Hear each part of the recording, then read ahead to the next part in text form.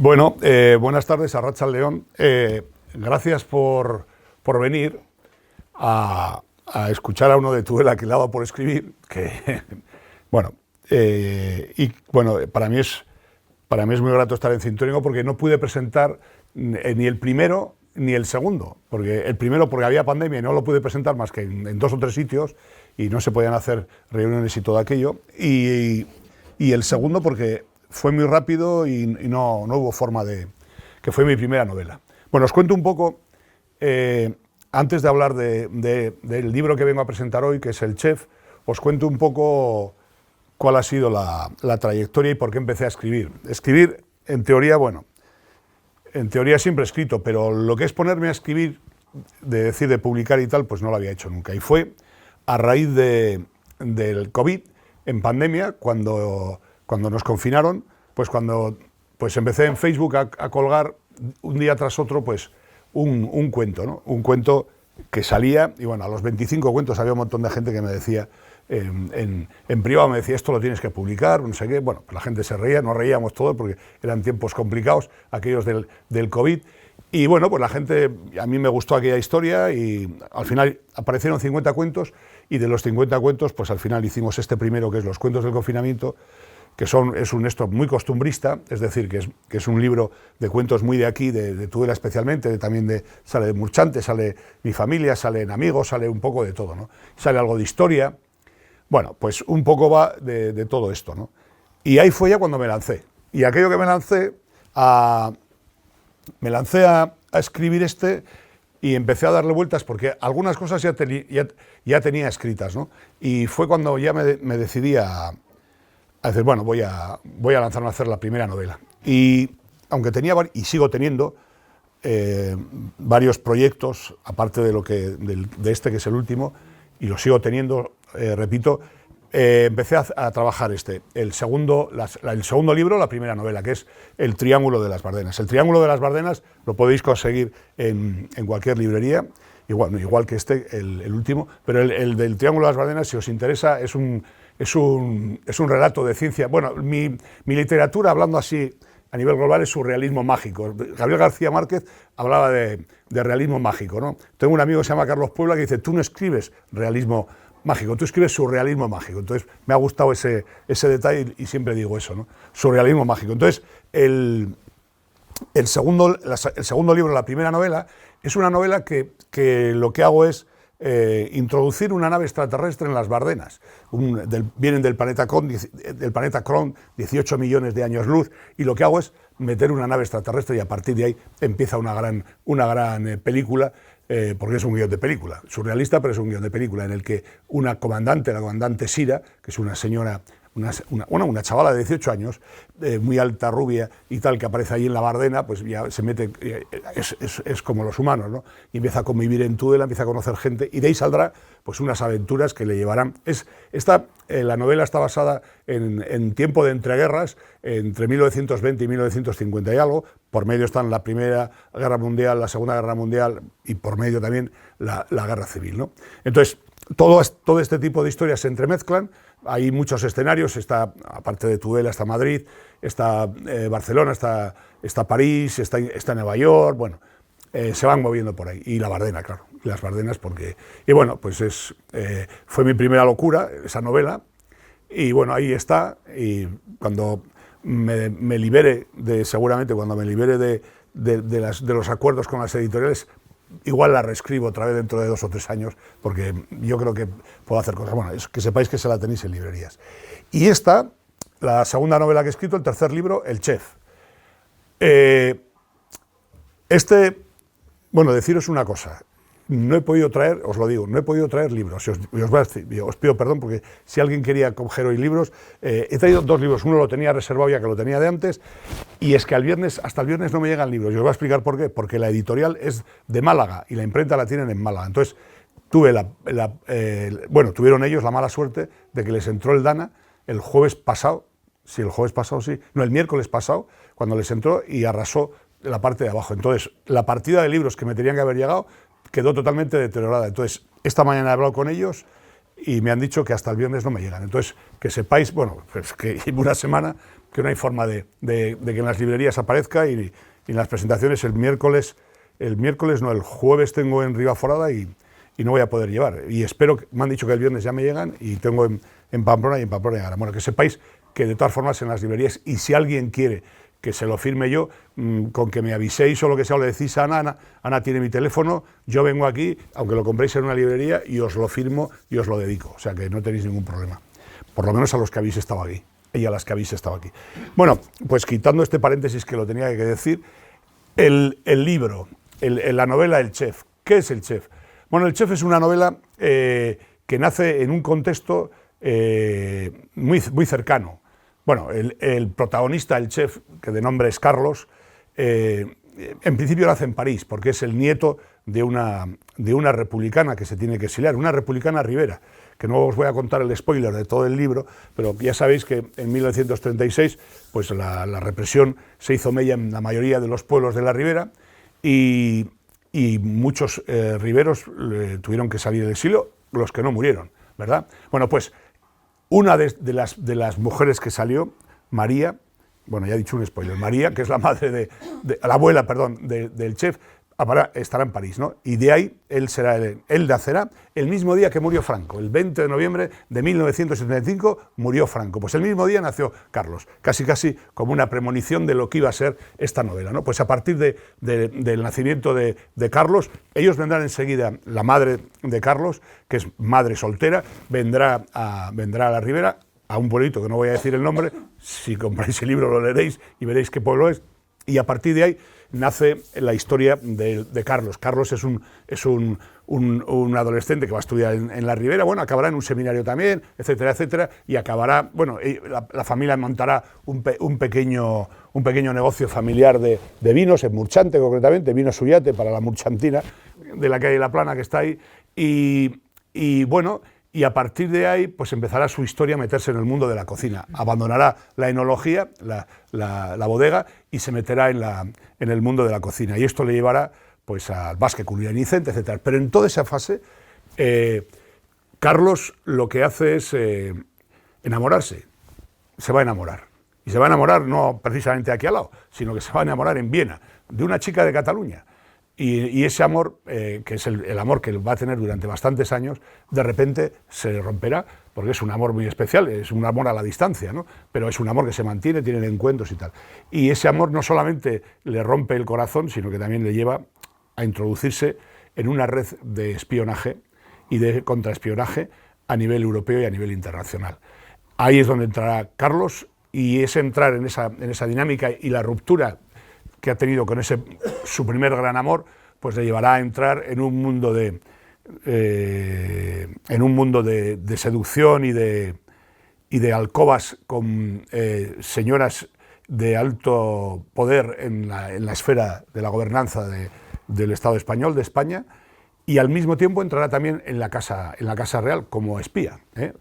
Y esto es en el tiempo precisamente, así haciendo un resumen, y esto es en el tiempo precisamente que el emérito, fijaros, que el emérito en el 2014 dijo aquello de perdonar jamás volverá a ocurrir, ¿no? Y cuando la prima de riesgo estaba pues por los suelos, y cuando en la Pascua Militar aquella famosa de enero del 2014 no sabían dónde estaba el emérito, y estaba en Londres con Corina, ¿no? Y el avión no despegaba de Londres porque había una niebla terrible, y menos mal que le quitaron el desfile militar y lo ponen allí en la Casa Real, y hace solamente el pasamanos y tal, y cuando le pusieron el papel, todas las televisiones del mundo estaban, y sobre todo las del Estado español, allá estaban a ver qué decía, y no articulaba palabra, pues llevaba un ciego terrible de lo que se había metido en la fiesta con Corina y tal, ¿no? Entonces, ¿qué ocurrió? Pues que se cayó redondo el responsable de protocolo de la propia Casa Real, se lo tuvieron que llevar del susto que le dio. Bueno, esa ya fue definitiva, y a partir de ahí es cuando el emérito decide la abdicación.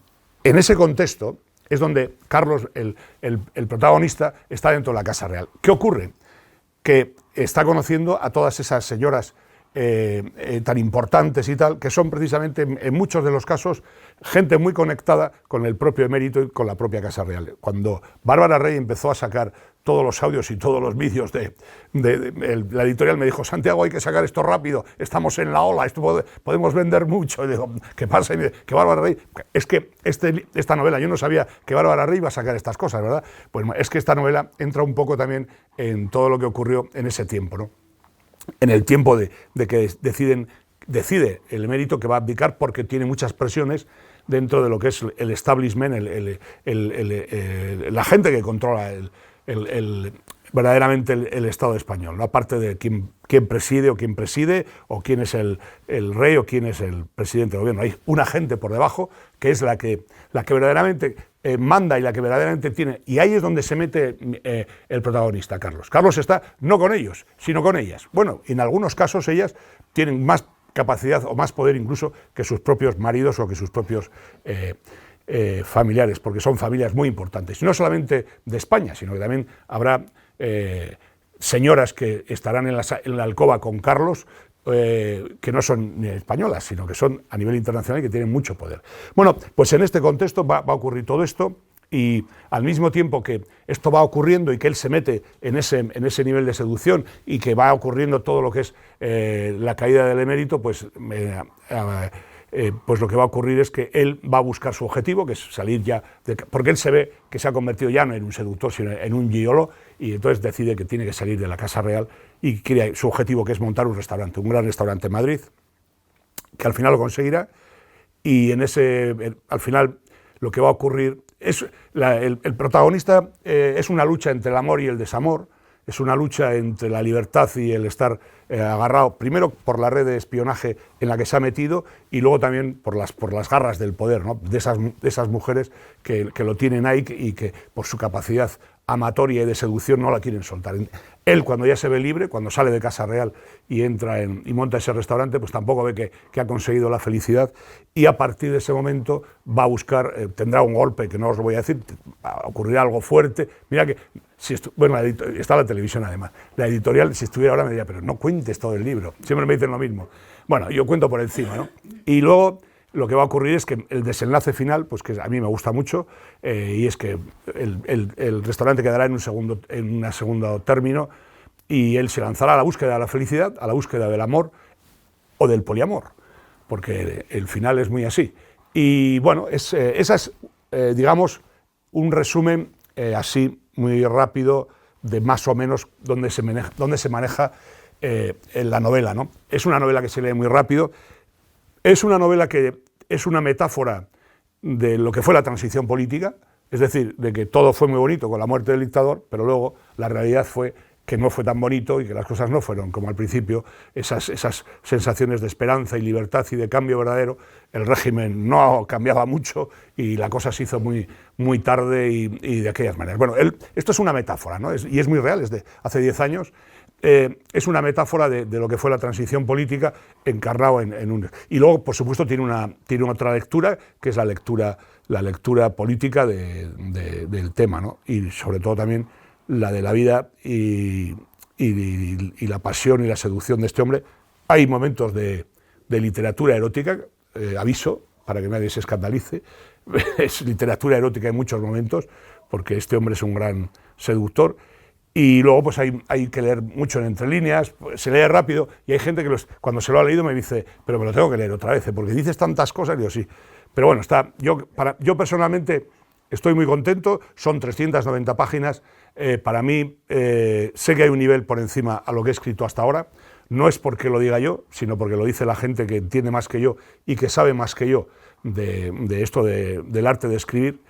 La editorial me dice que lo mío es el arte de transgredir. Parece ser que soy un transgresor con mi literatura. Bueno, en este libro concretamente en algunos aspectos puede ser, pero bueno, tampoco era mi intención. Y puedo decir que tiene un nivel más alto porque aquí he tenido más apoyo que en los dos anteriores. Los dos anteriores prácticamente me los comí a pelo, por decirlo de alguna manera. Como mucho me hicieron un poco de corrección ortotipográfica, pero fue y bueno, salió... Y ahí está, pero en este ya ha habido más apoyo, he encontrado gente que trabaja y que sabe muy bien de qué va esto del mundo de la literatura y bueno, pues se nota, quien haya leído los anteriores míos, si se lee este me dice, has te has superado en este. Bueno, decir que me he superado yo solo no sería legal. Me he superado porque he tenido ayuda y porque la corrección ortotipográfica y literaria ha sido importante y luego pues ha habido un informe de lectura previo a la publicación y a meterlo en editorial y en imprenta que me ayudó mucho, sobre todo para limar muchas de las cosas que como bien ponía ese informe de lectura, pues tenía que corregir. Deciros que antes de imprimir cambié 2 veces cambié el inicio y cambié el final. El final acababa en el restaurante y dije, no, esto no puede acabar así, y la lié un poco más, y por eso nos hemos ido a 390, casi nos vamos a 500, pero bueno. Y luego el inicio también lo cambié porque no quería que fuera el primero, que era un capítulo muy, muy fuerte, porque es el momento de la llegada de la abuela y de él y de su madre de París, cuando vuelven aquí ya, a la muerte de Franco. El inicio es muy fuerte porque aparecen escenas muy, muy fuertes de lo que fue la represión y en el pueblo concretamente donde ocurrió eso, ¿no? Que no solamente ocurrió en ese pueblo, que está basado en hechos reales, por cierto. Los personajes todos son ficticios, todos, menos los verdaderos, es decir, menos cuando hablo del emérito y de los que gestaron la abdicación del emérito, todo eso, todo lo que ocurre en Palacio en relación a la abdicación del emérito, esos son, y las reuniones que se celebraron, eso todo es real. Eso no hay nada de ficción porque todo eso ha sido publicado, ¿no? Otra cosa es que cuando lo lees en el contexto de la novela dices, vaya tela lo que había aquí. Pues eso, yo creo que he hablado con gente porque la trama prácticamente se hace en Madrid, ¿no? Y muchas de las escenas de la novela son en Madrid.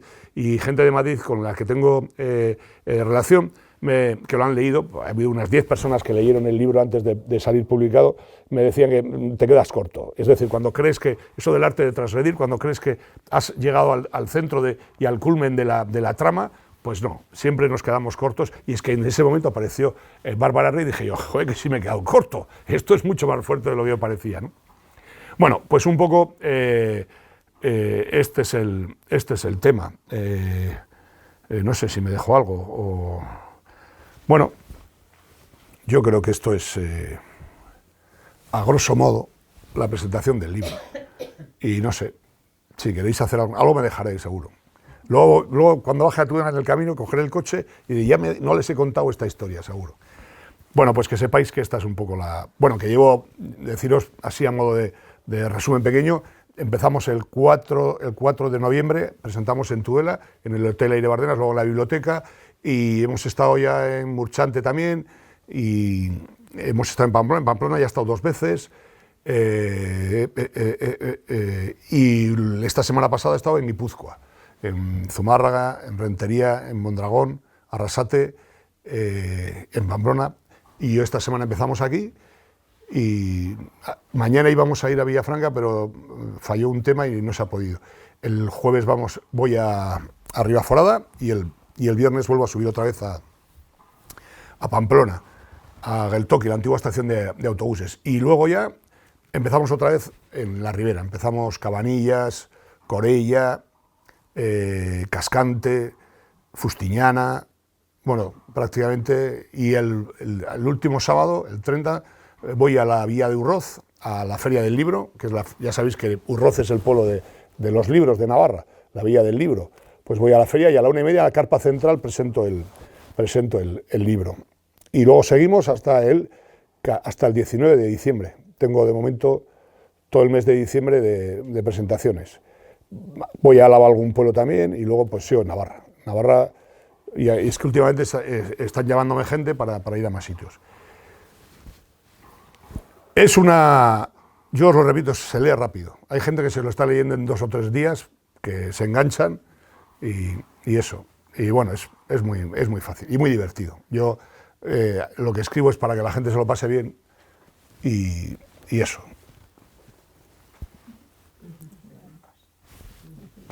Si queréis alguna pregunta, lo que queráis.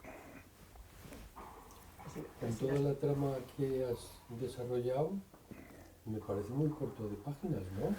Sí. ¿Has escrito tipo Moncho? Sí, bueno. Bueno, no te creas, hay bastantes diálogos, te quiero decir.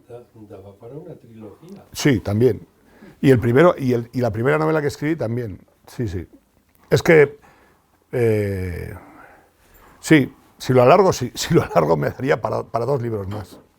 Para 2 libros más me daría. Pero no, bueno, ahí está, ¿no? Ya estoy con la siguiente novela, o sea que no tiene nada que ver con esto. Cada novela que estoy escribiendo no tiene nada que ver la una con la otra. Ahora estoy en otra película que espero, además, tengo muchas ganas con esta que estoy escribiendo ahora. Espero además que el año que viene quiero escribir 2 novelas. Voy a una. El año pasado presenté esta. Ahora, este año, esta no ha llegado al año. Y el año que viene, si puedo, yo creo que para mediados del año, si puedo, a ver si consigo presentarla. Ya estoy con ella y bueno, mientras tenga momento de inspiración y escriba, pues voy a seguir ahí, escribiendo. Sí. Luego, la realidad es que esto estaba acabado en 3 meses. Y fijaros cuando ha salido, en noviembre. Luego pasa lo que pasa, ¿eh?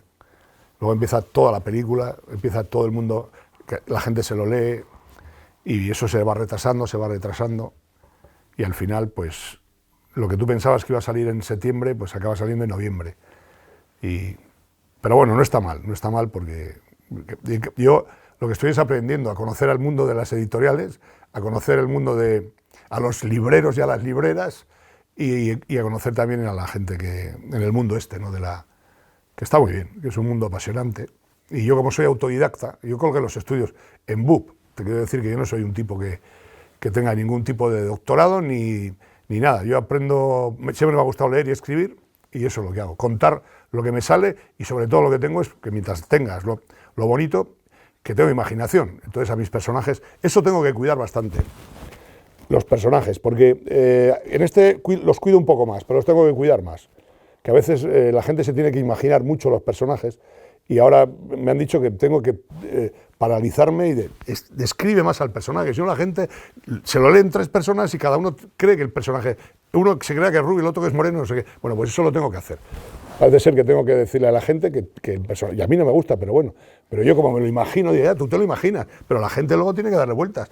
Lo tienes pues eso es lo que tengo que hacer. Pararme más en esta novela que voy a escribir ahora, que estoy ya escribiendo. A los personajes los tengo que casi pintar, ¿no? Pero bien, me lo paso bien.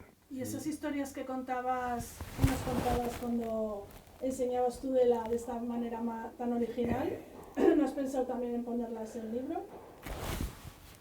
Sí, se puede hacer. Sí, a ver, hay una chica que es tarotista, que es muy amiga mía, que hace cosa de 2 meses me echó las cartas. Bueno, de vez en cuando nos juntamos, nos echamos un par de vinos y le digo, anda, échame las cartas, se llama María José, échame las cartas a ver qué tal me va a ir la vida. Y me echó las cartas y me dice, vas a escribir 14 libros. Digo 3. O sea que, te quiero decir que cuando me dijo lo de los 14 libros, digo, eso va bien. Y entonces, pues eso voy a hacer. Sí, a ver, yo, fíjate, estoy escribiendo ¿no? El nuevo, el que quiero sacar ahora. Y tengo uno que es literatura arturiana, que es de la época medieval, que es un libro que viene un poco por ahí, pero también a mi forma que es la creación del Reino de Navarra desde el momento de la conquista de Tudela. Bueno, llevo 4 capítulos escritos, que eso requiere un trabajo importante, porque eso sí tiene un contexto histórico muy potente, y lo que no quiero es que, por ejemplo, el que conquistó el conde Rotondo Perche, pues lo que no quiero es que aparezca en Valencia con Alfonso I Batallador cuando estaba igual en la Segunda Cruzada, ¿no? Eso tiene mucho trabajo, pero sí, algo de eso estoy haciendo. Eso sí, lo que sí os prometo es que yo el contexto histórico no lo voy a cambiar porque la historia no la puedo cambiar, pero a los personajes sí los cambio. Es decir, no es que los cambie, sino que los caracterizo de otra forma, ¿no? Pues, por ejemplo, a Berenguela, la que se casó con Ricardo Corazón de León, la hago lesbiana, no es una reina al uso. O sea, es adelantada a los tiempos y, por ejemplo, pues a Ricardo Corazón de León lo lío con una princesa marroquí, un poco por ahí, ¿no? Y, por ejemplo, la batalla de las Navas de Tolosa, ni mucho menos es como nos la han contado. Yo introduzco otras cosas nuevas, que se gana, que la batalla de las Navas se gana, pero introduzco cosas nuevas.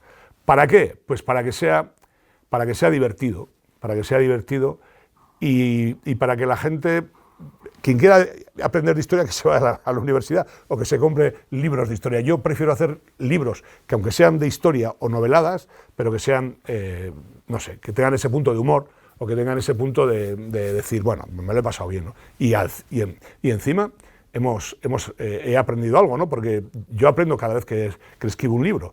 Y cuando lo escribo, y lo escribo pensando en la gente que lo va a leer, es un poco lo de las rutas, ¿no? Hago lo mismo. O sea, lo que hago es que la gente... Las rutas es más complicado, pero en un libro que se queda ahí plasmado, sí, y se va a quedar plasmado, pues eso, la importancia que tuvo Tudela y la importancia que tuvo la Ribera en la creación del reino de Navarra, ¿no? Y las figuras del conde Rotondo Perche, García Ramírez, bueno, pues eso es una historia muy bonita, que yo siempre creo que es un tema, conde Rotondo Perche, que es el mismo que es señor de Tudela y señor de Corella también. Por cierto, ahora que estamos en Cintruénigo, tengo pendiente un programa de radio para hablar de Cintruénigo, porque no sé si sabéis que una vez os excomulgaron a todo Cintruénigo, lo sabéis, ¿no? Y el otro día estaba yo leyendo con el tema del monasterio de Fitero, y de repente empecé a indagar, y el momento que excomulgaron a los... Y dije yo, que eso, 180, que no había más en el pueblo, 180 excomulgados. Dije yo, Dios santo. ¿Un libro el año pasado fue? Tardaron tiempo en quitárselo, ¿eh? Sí, ¿no? Pues es una historia súper bonita, dije yo, la leche. Se cargaron a un criado de los monjes y lo pusieron... Sí, eso es, con el tema del agua, el tema del agua, sí, que es que lo estuve leyendo y... Pero es que antes robaba el agua, la mandaba al faro, igual de aquí. Sí, que es el tema del... Que había tema, vamos. Sí, el tema del agua da para mucho, ¿eh? Aquí, con el Alhama, en la zona, en la cuenca del Keiles también, porque los grandes juicios que tuvo Tudela con el agua fue con Tarazona. La cuenca del Keiles también dio... Es decir, que el tema del agua... Y luego hay un tema que estoy descubriendo, que bueno, es el tema el tema de Corella, Cintruénigo, Fitero, pueblos de frontera. O sea, ahí hay una literatura terrible. A raíz de que empecé a investigar, bueno, a leer sobre el tema del monasterio de Fitero, con el tema de la figura de San Raimundo, bueno, el nombre...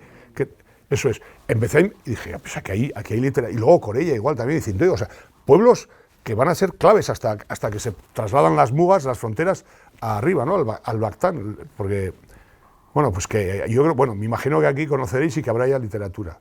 Porque claro, yo me he centrado más en estudiar más las cosas de Tudela, y ahora estoy empezando a mirar también en pueblos y tal, para los programas de radio, y estoy descubriendo cosas que digo, pero, sí. ¿En qué programa de radio por ahora? Con Paul Carcavilla, en lo que es Radio Tudela, es radio sonora, los miércoles a las 12:30, todas las semanas. Sí, ahí estuve el año pasado y en esta temporada, pues menos esta semana que estaba fuera, y le dije, no puedo, o sea, pero mañana es martes, el miércoles grabamos y sale en directo. O sea, todas las semanas, Sí, todas las semanas, a las 12:30 o así. del mediodía. Sí. Yo te iba a preguntar precisamente, antes de hablar de la novela historiada, precisamente por eso, si te ibas a atrever con el tema de novela historiada, pero veo que va a ser novela historiada, que habrá que advertir muy bien a los lectores Sí. en las primeras páginas, en la sinopsis del libro, de que se trata de una mera ficción, Sí. porque es que hay que tener, yo entiendo que hay que tener muchísimo cuidado para tener y atacar la novela historiada, porque hay que basarse en fechas, en hechos, en lugares, Sí. y todo eso es tremendo. Sí, es lo que te quería decir, ¿no? Que yo soy fiel al contexto histórico y a las fechas y a todo eso, y por eso me está costando, ¿eh? Y ya te digo, llevo 4 capítulos y cada capítulo son muy trabajados, porque soy muy fiel a los personajes. Fíjate, esta novela, la que estoy escribiendo, tiene un contexto que va desde prácticamente la llegada de Alfonso I el Batallador a Tudela, pues cuando toda esta zona pasa a ser cristiana, ¿no? Después de la época islámica, desde el 706, pues prácticamente hasta cuando se acaba la Catedral de Tudela, hasta la llegada de Teobaldo I, el sobrino de Sancho VII y el nieto de Sancho VI. Ese contexto histórico, que es súper interesantísimo, porque para mí es interesantísimo, ¿no? porque es cuando se va a fraguar, sobre todo con Sancho VI, bueno, la conquista, y con Sancho VI es la creación del reino de Navarra, del gran reino de Navarra, ¿no? Sancho VI es el que funda Vitoria-Gasteiz, el que funda Donosti, San Sebastián, el que se va más allá. Yo siempre digo que la cantera del Athletic, la de la Real Sociedad y la del Alavés son navarras, porque un tudelano, un navarro, fue el que hizo esas, prácticamente llegó hasta allá, ¿no? Entonces, ese contexto, bueno, y La Rioja prácticamente era prácticamente, y más allá de Pirineos, ¿no? En ese contexto histórico, entre la conquista con Alfonso I el Batallador, cuando él muere, rey de Aragón, rey de Navarra, que deja sus dos reinos huérfanos y ya cada uno va por un lado, y en Navarra sale, Navarra, que entonces no era ni Navarra, que era el reino de Pamplona, sale García Ramírez, de ahí hasta Teobaldo, eso es impresionante, y además está ligado a los 3 reinados de la construcción de la Catedral de Tudela. Entonces ahí, con ese esquema, dije, aquí hay novela. Y sí, o sea, si me está costando, es por eso, porque yo los personajes los podía haber tirado ya.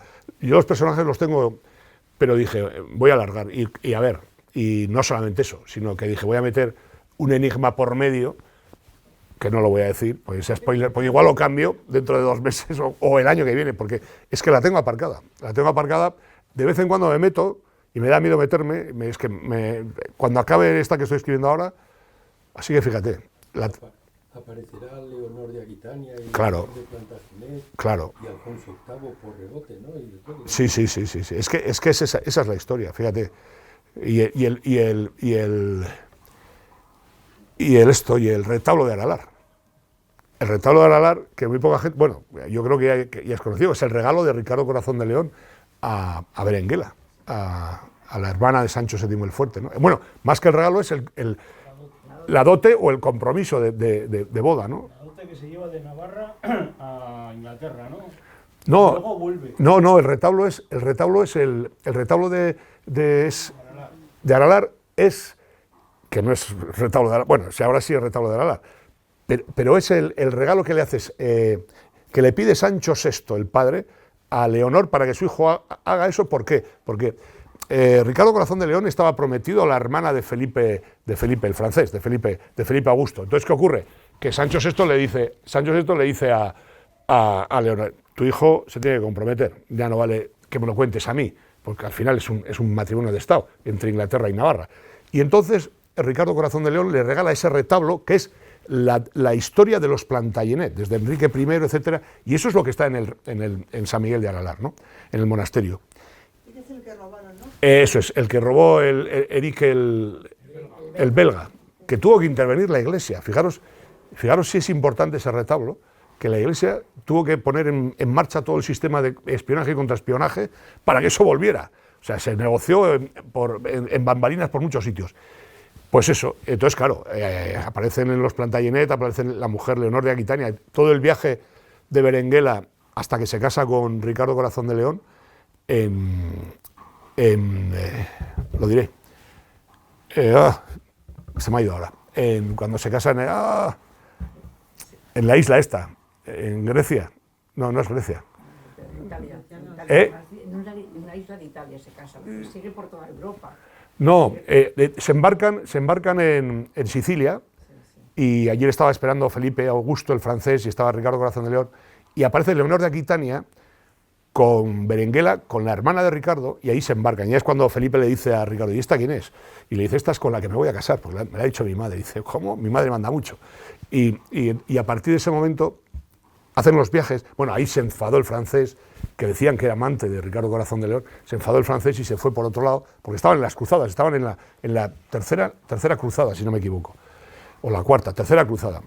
Y Ricardo fue, quitando a Leonor, a su hermana y a su prometida, a Berenguela, y dicen las malas lenguas que es posible que en ese barco hubiera estado también el hermano de Sancho VII, el otro hijo de Sancho VI, que era Fernando, que luego morirá, porque Fernando, bueno, es que la historia también, bueno, es que no me quiero liar mucho, pero ya lo diré, ya me saldrá la isla. Entonces, viene un maremoto de estos y les lleva a los barcos, rompe la escuadra inglesa, y uno de los barcos con las princesas acaba, y no me sale, es una de las islas que hay ahí, cerca de Grecia.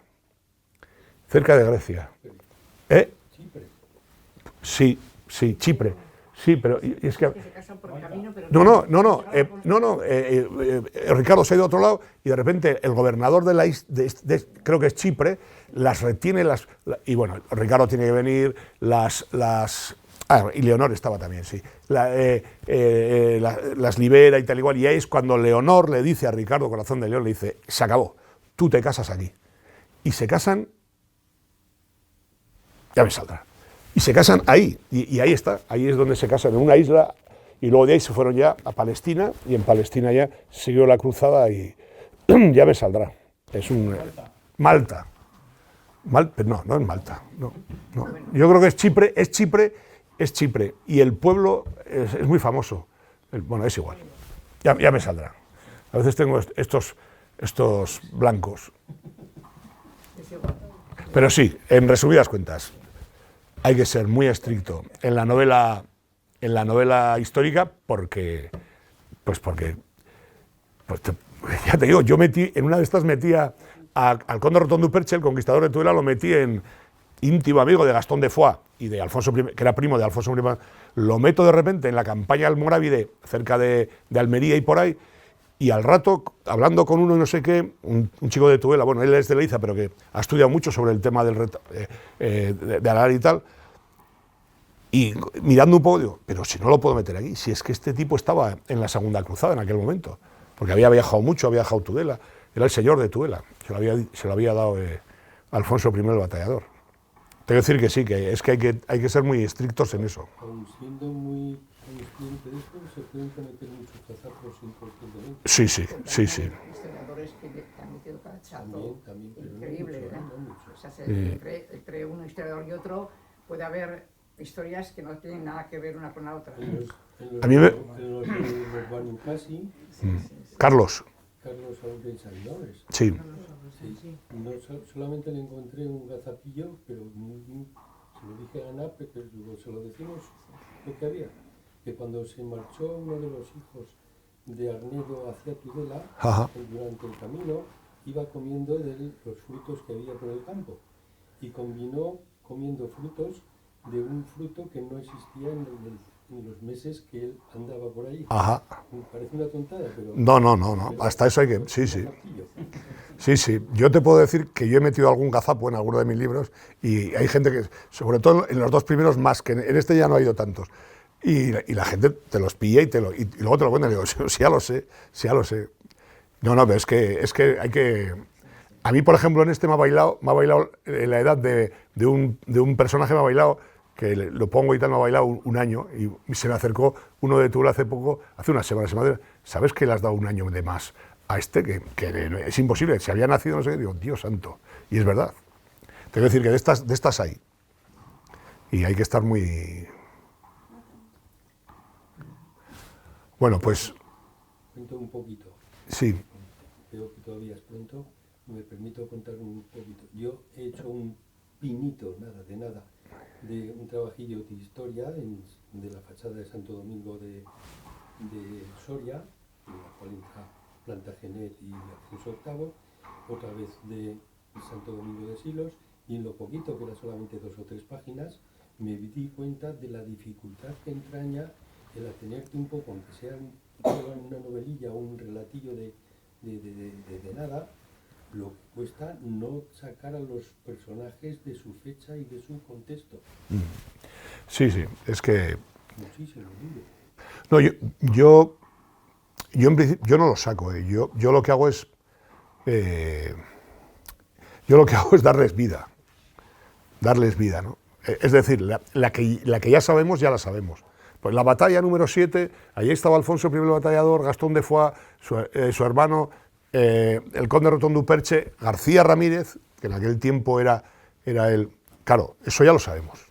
Entonces yo, aparte de decir eso, que lo que hago es, pues yo qué sé, no decirte que estaban comiendo costillas asadas, pero prácticamente, es decir, yo creo que intento pintar la obra, ¿no? Pintar la obra en la medida de pintar la historia y a mi forma, ¿no? Entonces, pero sí, es que es complicado. A mí es lo que más me está costando, ¿eh? Y fue antes que el Triángulo y antes que el Chef. O sea, yo acabo justo los cuentos del confinamiento y me pongo con esta historia. A raíz de lo de las rutas y tal, le doy vueltas y digo, va, esto es un tema interesantísimo, la creación del reino de Navarra, cuando se conquista Tudela y tal, y digo, venga, y eso fue en el 2020, esto lo había acabado, para el verano estaba acabado ya, y me puse pues en septiembre o así, empecé con, y bueno, y ahí sigo, o sea, llevo 4 capítulos y tengo unas ganas de decir, en el 6º acabo, pero no, es que es imposible, hasta que no acabe con el último personaje, que es Teobaldo, no puedo acabar, y estoy con Berenguela, o sea que me queda tela todavía, pero sí, es complicado, pero bueno, es bonito, sí, eso es, a mí me encanta. Y ahora sí, ¿no? Le damos un saludo a Rivera Visión. Gracias por haber estado y bueno, pues espero que os haya gustado.